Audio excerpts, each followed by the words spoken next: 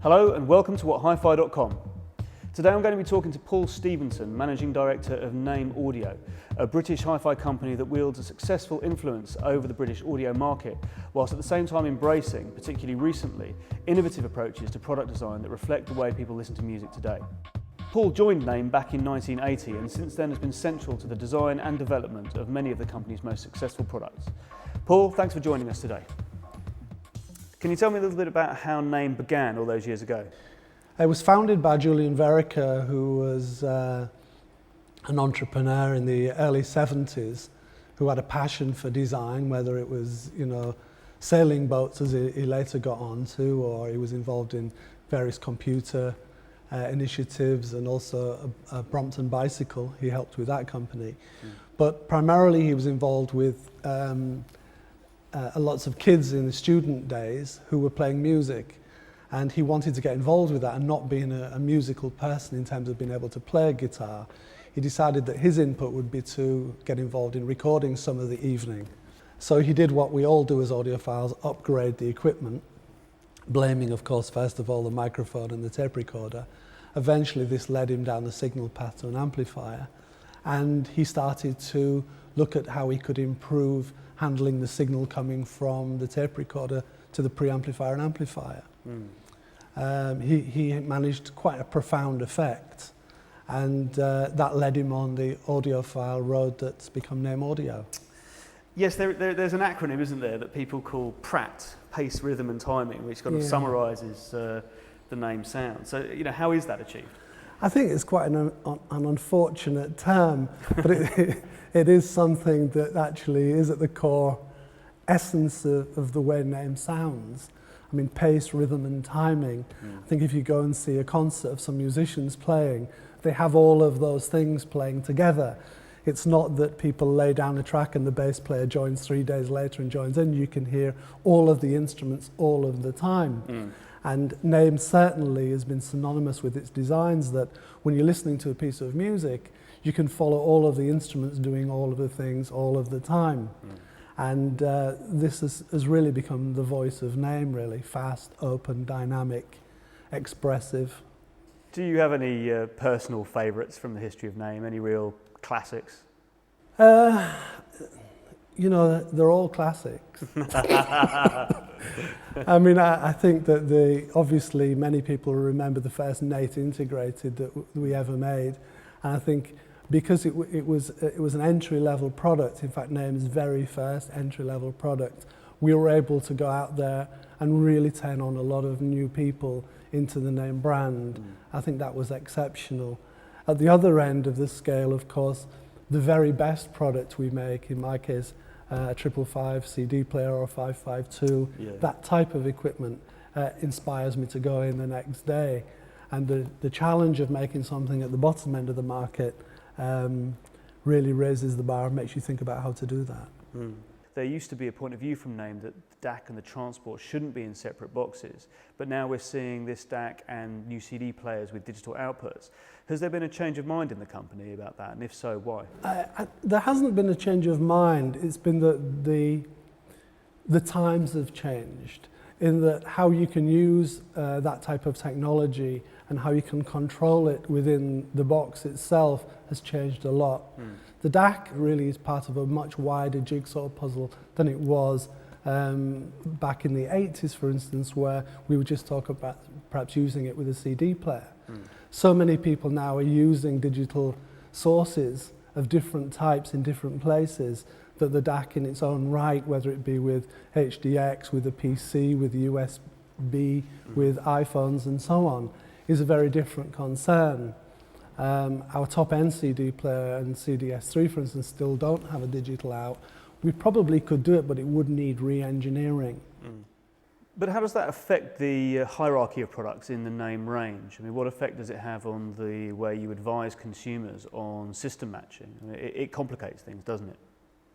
I think it does. I mean, I think source first still counts. And you have to take an approach is, so what's your source? And if it happens to be that you're still playing vinyl, then clearly the DAC isn't for you at that rate. But if you're PC orientated or HDX, for example, then putting the DAC with that sort of component to improve the front end is clearly the way to go. There have been two products that have caused quite a splash in recent times in terms of their being very cutting edge and really embracing the culture of digital downloads. I'm thinking of the HDX and the Naim Unity. Can you tell me a little about the planning and thought that went into those two products? I think that, you know, we're in a position in the industry now where we can almost start celebrating again that, you know, the music business is back in business. I think that we've all seen the figures about CD falling, CD sales, but yet download is on the increase. It means more people are listening to more music perhaps than ever before, just in different ways, in different places. And it clearly meant that we needed to look at this option from our customers' perspective. Not only our customers, but what we at Naim do ourselves with our families and how we listen to music at home. And this is a mix of whether it's vinyl, whether it's download, or even CD replay. Learning to make a hard disk player was an important part of the evolution of us understanding digital technology and how people might be using and are using computer files now. So we had to understand just what was going on in this hard disk world or a download world. Yes, we wrote in our review of the HDX that sometimes when ripping CDs to the hard drive that the resulting rip sounds not just as good as the CD, but in many cases sounds even better, which is due to error correction in the ripping process. I think it's interesting that that really promotes the idea that, that music based on a hard disk drive can actually be very, very faithful to the idea of sonic quality. I mean, it was certainly one of the huge challenge for the team. And not only getting the ripping part of it, you know, the storage itself, the control interface, the power supplies, and certainly in terms of the HDX, putting all that in one box. So many different disciplines, intrinsically a very noisy environment to control, meant there were lots of challenges to define the sound, but certainly starting again from source first, the ripping engine was extremely important in having that under control. And our choice of DVD drives for the ripping was paramount. So on that note then, tell me a little bit about the Naim Unity, because from that point of view, taking a step into the world of virtual wireless streaming must have seemed like a potential nightmare. Well, you know, from one hand where we have the HDX, which has local storage, this is a product which has no storage and has UPnP, Universal Plug and Play, standards with the product. And again, we could see that certainly in my case, with my family and my daughter, she's never going to go and buy a CD, probably. Everything was downloaded and everything goes to a computer, and certainly understanding replay and having something like a Naim product where you can get a computer file into that is a fantastic experience. So coupling a streaming product in with Naim standard engineering for replay, I think has really taken a lot of people by surprise just how fantastic it can sound.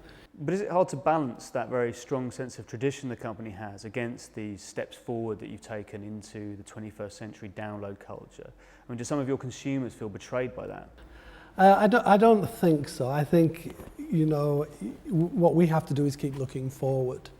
And, you know, our core values are that of, you know, pace, rhythm and timing, the best possible sound. And I think that often for people who've been looking for the Naim brand for many years and wonder where we're going, it's not always obvious day one. I think, you know, if we look at Naim 3 years from me doing this interview and people see the products that are coming in the next couple of years, it'll all start to make sense. But, you know, we have to look at where the world is changing, try and understand technologies and how we can use them and turn those into products that will be new classics in the future. Well, Paul, thank you very much for coming down and talking to us today. Thank you very much. And to everybody watching, keep checking back here where you can see lots more video news, reviews, how-tos and interviews right here on whathifi.com.